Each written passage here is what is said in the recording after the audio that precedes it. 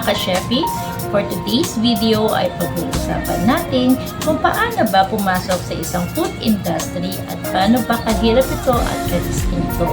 I am Chef May, your food industry entrepreneur. Para pag-usapan natin mga ka-Chefy ko. Napapaisip na ba kayo kung anong magandang business para sa ganitong food industry? But wait, you have 5 tips that you're able to learn from my experience that I would like to share with you guys.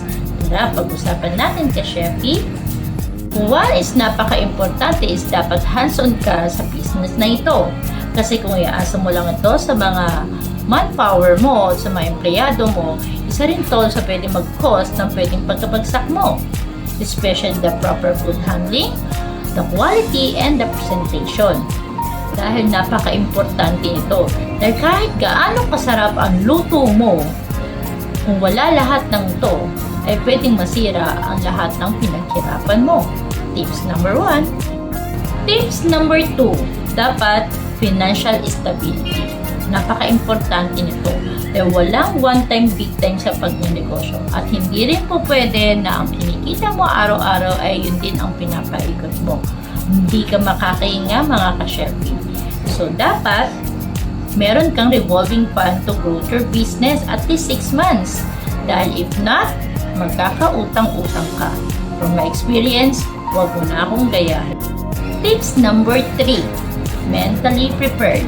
Dahil hindi lang food industry ang pinasok mo, even the manpower management, hindi to kasi papasok na sobrang lakas na ng business mo at sobrang dami na ng customer mo, pero pag may nag-awol na mga tao mo at merong hindi pumasok at dahil nagkasakit sa isang tao mo, paano mo i-handle to? Sabi nga nila, dapat kaya mong i-cover without your manpower. Ika nga, at hindi lang yon. Syempre, the customer complain. Dahil sa unang pagninegosyo, huwag kang confident that you cannot please everyone kahit gaano kaganda ang serbisyong ibinibigay mo. Kaya dapat you know how to handle this situation the customer service wise. Tip number 3. Tip number 4 na dapat ay malakas ang iyong pangangatawan. Bakit?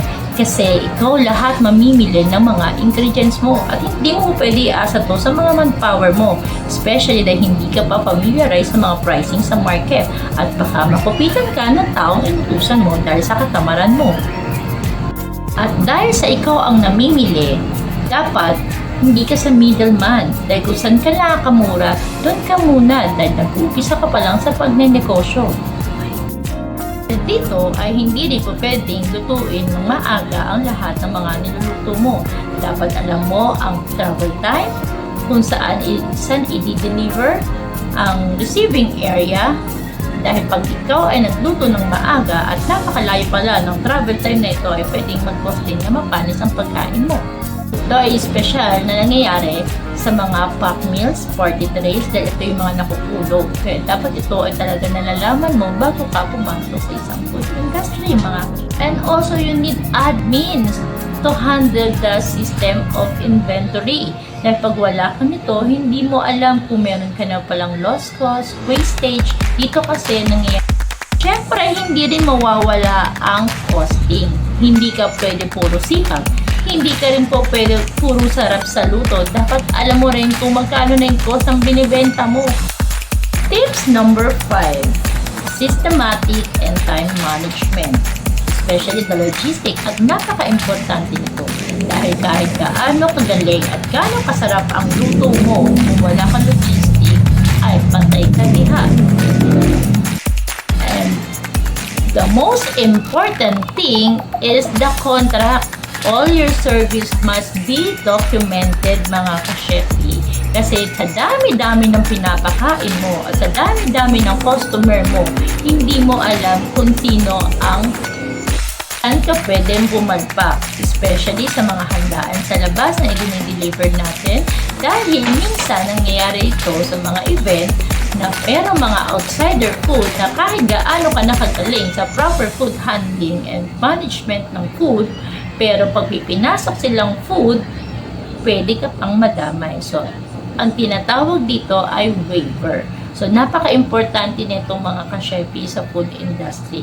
All your service about food must be documented. Yun lang mga ka-Shefi. Sana may naitulong ako sa inyo for the simple tips. For more video, please follow me at my Facebook page at YouTube channel. Bye!